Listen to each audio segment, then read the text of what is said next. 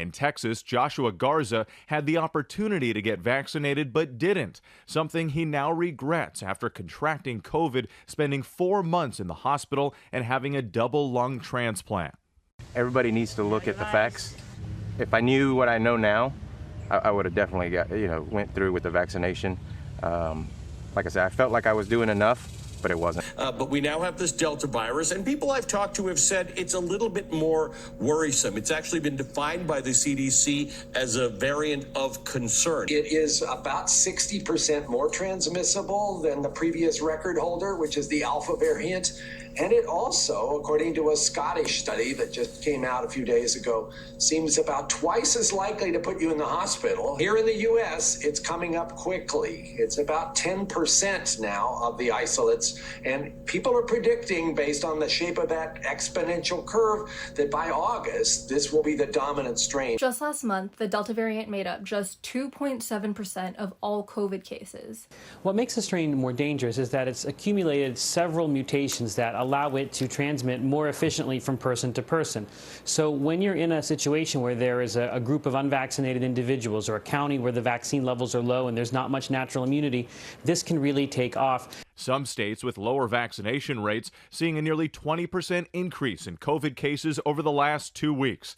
The states with the fewest percentage of its adult population fully vaccinated are Mississippi, Arkansas, Louisiana, Wyoming, and Tennessee. Unsurprisingly, these are also the states seeing upsurges of infections. The good news, as these doctors have alluded to, is that the vaccine works against even this highly contagious, potentially more dangerous Delta variant. The current vaccines, the Pfizer, Moderna, the 2 shots, give very good protection, probably 88% protection against getting sick from Delta. And if you've only gotten your first shot and aren't sure whether you need to get the second, well, you might want to. The protection after 1 shot is only about 33%, so get that second shot if for some reason you have put it off.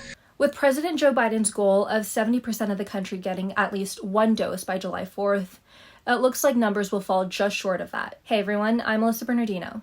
Thanks for being here. Currently, about 2/3 of adults in the U.S. have received at least 1 dose of the vaccine, while a little more than half of the country is fully vaccinated. If you are fully vaccinated, research about the efficacy of these vaccines should help allay your fears. But if you're not, the individual risk is high. I don't think it's going to be the same as what we saw in the spring or what we saw even in the winter, but for an unvaccinated person, the individual risk is very, very high. The next day we got the results as positive. 2 days later, it got worse. I couldn't walk. My oxygen levels were very low. Matter of fact, I was walking to the front of the house and I ended up falling. My wife called the ambulance and they took me straight to the hospital. COVID ended up attacking my lungs. It just ate away at them so quickly. It was within 3 weeks the lungs were already shot.